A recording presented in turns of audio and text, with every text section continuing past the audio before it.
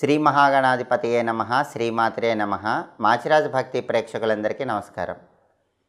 మేషరాశి, వృషభ రాశి ఈ రెండు రాశుల్లో జన్మించిన వాళ్ళ లక్షణాలు ఎలా ఉంటాయో ఈ వీడియోలో మనం తెలుసుకుందాం. మేషరాశికి చెందిన వాళ్ళు స్వతంత్రమైనటువంటి ఆలోచనలు కలిగి ఉంటారు, స్వతంత్రమైన భావాలు కలిగి ఉంటారు. విజ్ఞాన శాస్త్రం మీద ఆసక్తి ఎక్కువగా ఉంటుంది. వేదాంత శాస్త్రం పట్ల కూడా క్రమక్రమంగా ఆసక్తి పెరుగుతూ ఉంటుంది. ఇతరులకు మేలు కలిగించేటటువంటి ఆలోచనలు వీళ్ళు ఎక్కువగా కలిగి ఉంటారు. వీళ్ళ ఆలోచనలు చాలా వేగంగా వస్తూ ఉంటాయి. ఈ రాశికి అధిపతి కుజుడు కాబట్టి మేషరాశి వాళ్ళకి కనపడని ఒక తెగింపు ఉంటుంది, ఒక పరాక్రమం ఉంటుంది. సాధారణంగా స్థూలకాయలు కాకపోయినప్పటికీ మేషరాశి వాళ్ళు దృఢమైనటువంటి శరీరాన్ని కలిగి ఉంటారు. ఒక సమస్యను సాల్వ్ చేయటానికి, అంటే ఒక సమస్యకు పరిష్కారం కనుక్కోవటానికి అనేక గంటల సేపు పనిచేయటానికైనా సరే వెనకాడరు. అలాంటి లక్షణం ఉంటుంది. మేషరాశి వాళ్ళకి జాతక చక్రంలో 5, 9 స్థానాల్లో ఉన్నటువంటి సూర్యుడు కానీ గురువు కానీ చాలా చక్కటి యోగాన్ని ఇస్తారు. అయితే 3, 6, 11 స్థానాలకు సంబంధించినటువంటి బుధుడు, శని పెద్దగా మేలు చేయరు. ఇవి మేషరాశి వాళ్ళ లక్షణాలుగా చెప్పుకోవాలి. ఆ తర్వాత వృషభ రాశి వాళ్ళ లక్షణాలు మనం పరిశీలిస్తే, వృషభ రాశి పేరే స్వభావాన్ని సూచిస్తూ ఉంటుంది.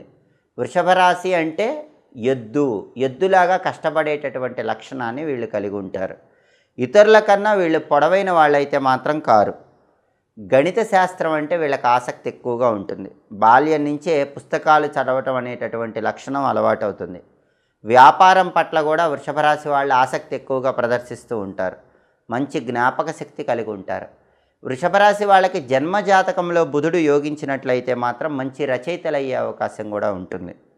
అలాగే వేగంగా ఉదయించే ఆలోచనలు కలిగి ఉంటారు. అంటే చాలా ఫాస్ట్గా కొత్త ఆలోచనలు అనేవి వస్తూ ఉంటాయి. అందుకే వృషభ రాశి వాళ్ళు తొందరపడి పనులు చేస్తూ ఉంటారు. ఆ తర్వాత ఆ పనుల వల్ల కొద్దిగా ఇబ్బందులు పడుతూ ఉంటారు. అలాంటి లక్షణం వృషభ రాశి వాళ్ళకు ఉంటుంది. కోపం తొందరగా రాదు, వస్తే మాత్రం కోపాన్ని ఆపుకోలేరు. అలాంటి లక్షణం ఉంటుంది. వృషభ రాశి వాళ్ళకి బుధుడు, శని ఈ 2 గ్రహాలు మేలును కలిగింపజేస్తాయి. చంద్రుడు, శుక్రుడు, గురువు మాత్రం పెద్దగా మేలును కలిగింపజేయరు. అలాగే వృషభ రాశి వాళ్ళకి ప్రధానంగా అదృష్టం కలిసి రావాలంటే ఎక్కువగా శుక్రుడిని పూజించాలి. వృషభ రాశికి అధిపతి శుక్రుడు కాబట్టి శుక్రుడిని పూజించడం, నవగ్రహాల్లో అమ్మవారిని ఆరాధన చేయటం ద్వారా అనుకూల ఫలితాలు వస్తాయి. అదే మేషరాశికి అయితే అధిపతి కుజుడు కాబట్టి కుజుడిని ఎక్కువ పూజించాలి. సుబ్రహ్మణ్య స్వామిని, లక్ష్మీ నరసింహస్వామిని పూజిస్తే జీవితంలో తొందరగా మంచి పురోభివృద్ధి ఏర్పడుతుంది.